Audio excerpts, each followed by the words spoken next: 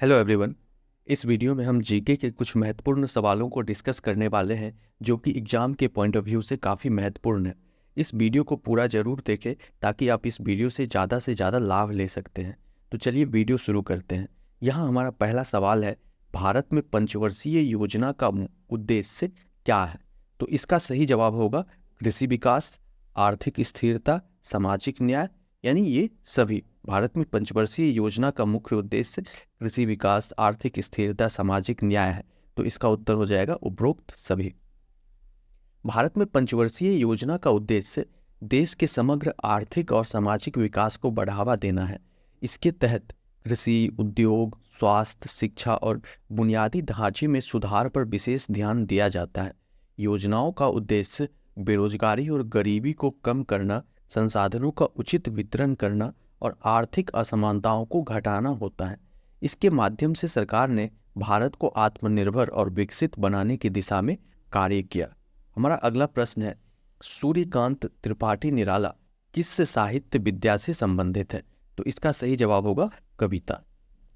सूर्यकांत त्रिपाठी निराला हिंदी साहित्य के प्रमुख कवि थे और छायावादी युग के स्तंभ माने जाते हैं। उनकी कविता में स्वाधीनता, सामाजिक चेतना और मानवीय भावनाओं की अभिव्यक्ति देखने को मिलती है। उनकी रचनाओं में सरोज स्मृति, राम की शक्ति पूजा और वह तोड़ती पत्थर जैसी प्रसिद्ध कविताएं शामिल हैं। निराला ने हिंदी कविता को एक नई दिशा दी और अपनी शैली में नवीनता और गंभीरता को प्रस्तुत किया।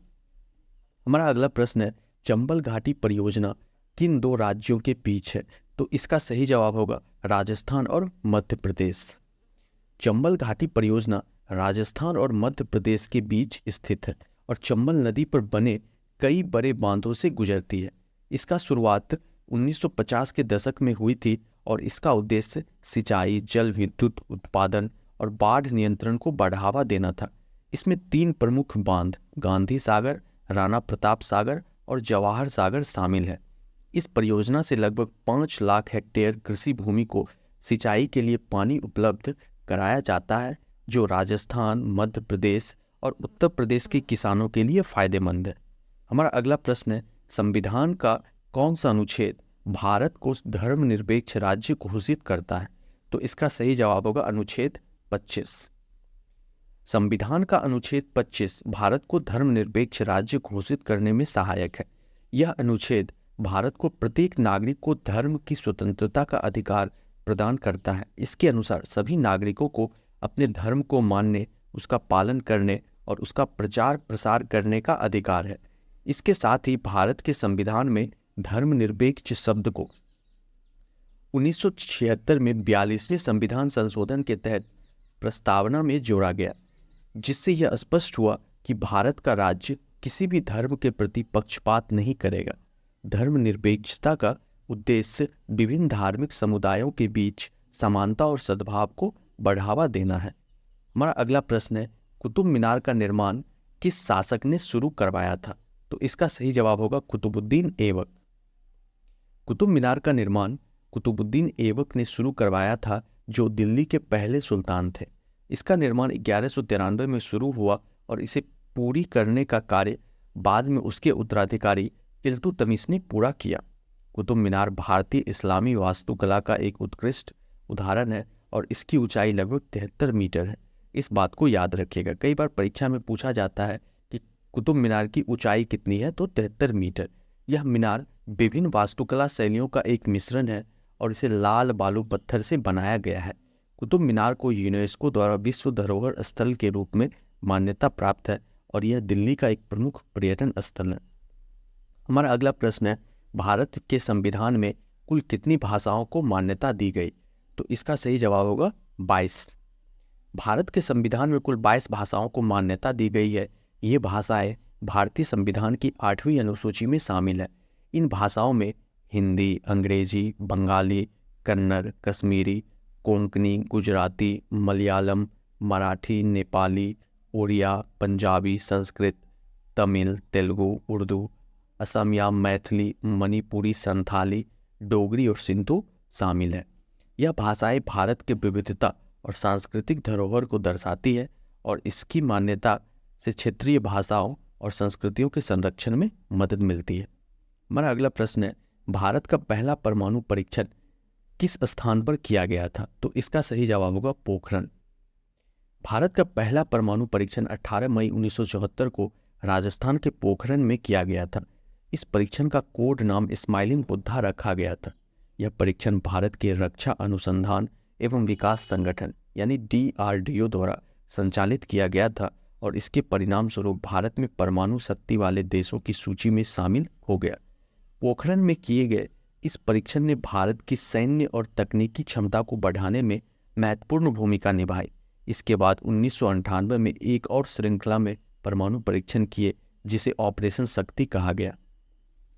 हमारा अगला प्रश्न है, भारतीय संसद के किस सदन को अस्थायी सदन कहा जाता है? तो इसका सही जवाब होगा राज्यसभा। भारतीय संसद के राज्यसभा को अस्थायी सदन कहा जाता है। इसका कारण यह है कि राज्यसभा को भंग नहीं किया जा सकता, जबकि लोकसभा का कार्यकाल 5 वर्ष का होता है और इसे चुनाव के बाद भंग किया जा सकता है।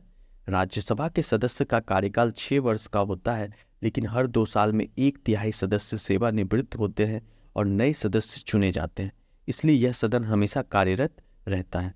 हमारा अगला प्रश्न है, सुभाष चंद्र बोस ने आज़ाद हिंद फौज का गठन कहाँ किया था? तो इसका सही जवाब होगा सिंगापुर। सुभाष चंद्र बोस ने आज़ाद हिंद फौज का गठन सिंगापुर में किया था। यह सेना द्वितीय विश्व युद्ध के दौरान भारतीय स्वतंत्रता संग्राम के लिए बनाई गई थी। 1943 में नेताजी सुभाष चंद्र बोस ने आज़ाद हिंद फौज का नेतृत्व संभाला और इसे भारतीय स्वतंत्रता के उद्देश्य से अंग्रेजों के खिलाफ लड़ने के लिए तैयार किया। इस सेना का उद्देश्य भारत को ब्रिटिश शासन से मुक्त कराना था और इसके सैनिकों ने दिल्ली चलो का नारा दिया था। हमारा अगला प्रश्न है, भारतीय संविधान की प्रस्तावना में किन शब्दों को 42वें संशोधन द्वारा जोड़ा गया? तो इसका सही जवाब होगा समाजवादी और धर्मनिरपेक्ष। भारतीय संविधान की प्रस्तावना में 42वें संशोधन द्वारा 3 शब्द जोड़े गए थे, समाजवादी, धर्मनिरपेक्ष और अखंडता। इस संशोधन के बाद प्रस्तावना में भारत को एक समाजवादी, पंथनिरपेक्ष, लोकतांत्रिक गणराज्य के रूप में वर्णित किया गया। अब इन शब्दों का मतलब समझते हैं। पहला है समाजवादी। इसका अर्थ है कि देश में समान अधिकार, अवसर और संसाधनों का वितरण हो। दूसरा है धर्मनिरपेक्ष। इसका अर्थ है कि राज्य का कोई धर्म नहीं होगा और सभी धर्मों के प्रति सम्मान दृष्टिकोण होगा। तीसरा है अखंडता। इसका अर्थ है कि भारत एकता और संप्रभुता की रक्षा करना है। अखंडता का अर्थ है कि भारत की एकता और संप्रभुता की रक्षा करना। इस संशोधन का उद्देश्य भारतीय समाज में समता और धर्मनिरपेक्षता को और मजबूत करना था। हमारा अगला प्रश्न है, भारत के संविधान में मौलिक कर्तव्यों की संख्या कितनी है? तो इसका सही जवाब होगा 11। भारत के संविधान में मौलिक कर्तव्यों की संख्या वर्तमान में 11 है। ये मौलिक कर्तव्य संविधान के भाग 4A में अनुच्छेद 51A के तहत शामिल किए गए हैं। मूल रूप से 1976 में 42वें संविधान संशोधन द्वारा 10 मौलिक कर्तव्यों को जोड़ा गया था और बाद में 2002 में 86वें संविधान संशोधन द्वारा एक और कर्तव्य जोड़ा गया, जिसमें 6 से 14 वर्ष के बच्चों को शिक्षा का अधिकार दिलाने की जिम्मेदारी नागरिकों पर डाली गई। इन कर्तव्यों का उद्देश्य नागरिकों में देश के प्रति उत्तरदायित्व की भावना और कर्तव्य परायणता को बढ़ावा देना है। हमारा अगला प्रश्न है, विश्व का सबसे बड़ा द्वीप कौन सा है? तो इसका सही जवाब होगा ग्रीनलैंड। विश्व का सबसे बड़ा द्वीप ग्रीनलैंड है। यह द्वीप उत्तर अटलांटिक और आर्कटिक महासागर के बीच स्थित है और इसका क्षेत्रफल लगभग 21 लाख वर्ग किलोमीटर है। हालांकि ऑस्ट्रेलिया का क्षेत्रफल इससे बड़ा है, लेकिन ऑस्ट्रेलिया को एक महाद्वीप माना जाता है, ना कि द्वीप। ग्रीनलैंड ज़्यादातर बर्फ से ढका हुआ है और इसकी आबादी बहुत कम है, जो मुख्य रूप से तटीय क्षेत्रों में बसी है। हमारा अगला प्रश्न है, भारतीय राष्ट्रीय ध्वज के डिजाइनर कौन थे? तो इसका सही जवाब होगा पिंगली वेंकैया। भारतीय राष्ट्रीय ध्वज के डिजाइनर पिंगली वेंकैया थे। पिंगली वेंकैया एक स्वतंत्रता सेनानी और कृषि वैज्ञानिक थे, जिन्होंने 1921 में महात्मा गांधी के सुझाव पर राष्ट्रीय ध्वज का प्रारंभिक डिजाइन तैयार किया था। उनके डिजाइन में शुरू में 2 रंग शामिल थे, केसरिया और हरा, जो बाद में 1947 में तिरंगे में बदल दिया गया। वर्तमान राष्ट्रीय ध्वज में 3 रंग है, केसरिया, सफ़ेद और हरा, जिसमें बीच में अशोक चक्र है। यह ध्वज भारत की आज़ादी और संप्रभुता का प्रतीक है।